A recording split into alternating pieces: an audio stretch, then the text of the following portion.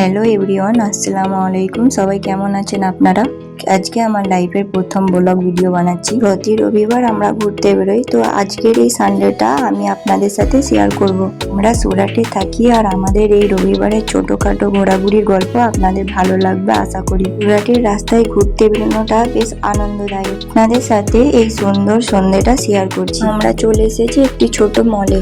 মলটি ছোট হলেও এখানে আপনারা সব ধরনের খাবার পেয়ে যাবেন। এখানকার সব খাবার দেখতে দারুণ, কিন্তু মজার বিষয় হলো এখানকার খাবারের স্বাদ আমাদের পশ্চিমবাংলার খাবারের চেয়ে একদমই আলাদা।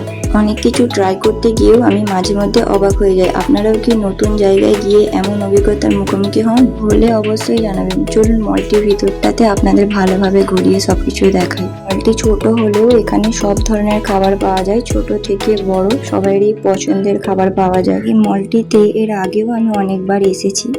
এখানকার খাবারের কালেকশন দেখলেই খুব ভালো লাগে, সবকিছুই কিনতে ইচ্ছা করে। কিন্তু মজার ব্যাপার হলো কিনে তো আনি, তারপর আর সবটা খাওয়া হয়ে ওঠে না।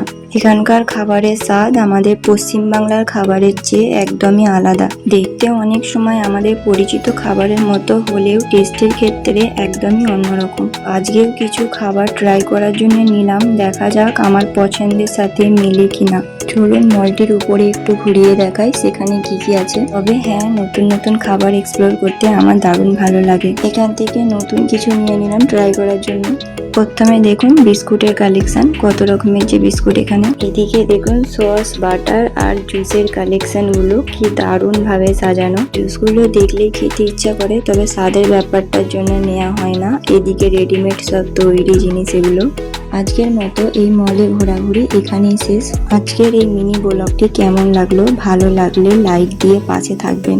আবার দেখা হবে পরের ভিডিওতে। আসসালামু আলাইকুম।